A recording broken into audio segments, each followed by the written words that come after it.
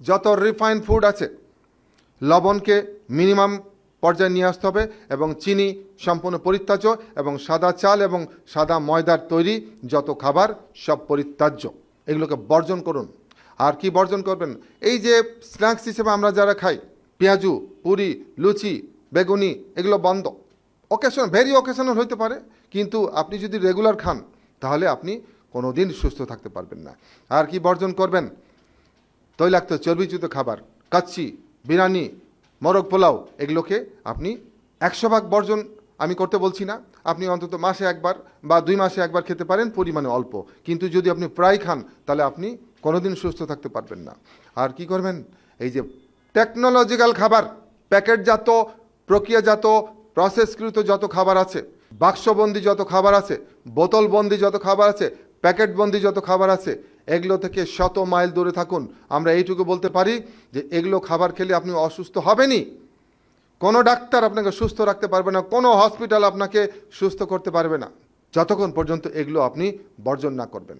আর বর্জন করবেন ফাস্টফুড। এই ফাস্টফুড ফার্স্ট আপনাকে মৃত্যুর দিকে ঠেলে দিবে, সেই জন্য এই ফাস্টফুড বর্জন করবেন। আর দুধের তৈরি যত ফ্যাটি ফুড আছে, এই যে আইসক্রিম, মিষ্টি দই, বাটার, তারপর হচ্ছে বিভিন্ন রকম মিষ্টান্ন, এগুলো আপনি বর্জন করবেন। যদি খেতেই হয় মাঝে মাঝে খুব অল্প পরিমাণ, কিন্তু নট রেগুলার। আর মাছ মাংসের পরিমাণটাকে আপনাকে একটা সিস্টেমে আনতে হবে।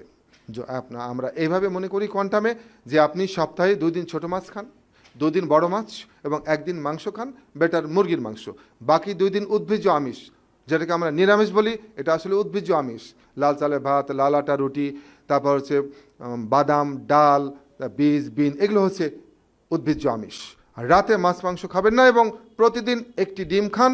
আর তেলের ব্যাপারে আপনাকে একটা সিদ্ধান্তে আসতে হবে। একটি কথা মনে রাখবেন, কোনো তেলই উপকারী নয়। আপনি যে তেলই খান না কেন, যে যুক্তিতেই, কোনো তেলই উপকারী নয়। কিন্তু যেহেতু তেল ছাড়া চলা মুশকিল, তেলটাকে মিনিমাম ব্যবহার করতে হবে, মাথাপিছু প্রতি মাসে ½ লিটার। আর ধূমপান, দয়া করে ধূমপান বর্জন করবেন।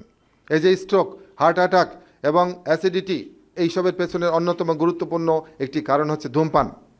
আর আপনি ঘুমটা হতে হবে পরিমিত এবং সাউন্ড স্লিপ, কমপক্ষে 6 ঘন্টা থেকে 8 ঘন্টা ঘুমানোর চেষ্টা করবেন।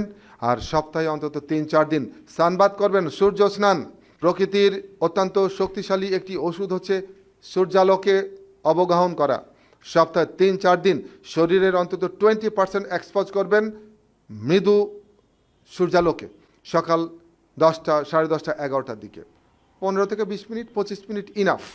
আর প্রতিদিন 1 ঘন্টা শারীরিক পরিশ্রম করবেন।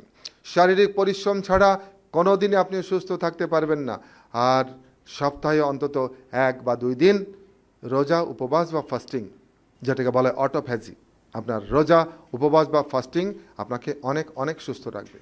তো আমরা এইটুকু বলতে পারি, আপনি আপনার কাঙ্ক্ষিত ওজন অর্জন করতে পারবেন, আপনি সারা জীবন সুস্থ থাকবেন এবং আপনি সুস্থ, কর্মময়, একটু দীর্ঘ জীবনের অধিকারী হবেন, এবং এটি আমাদের প্রত্যাশা।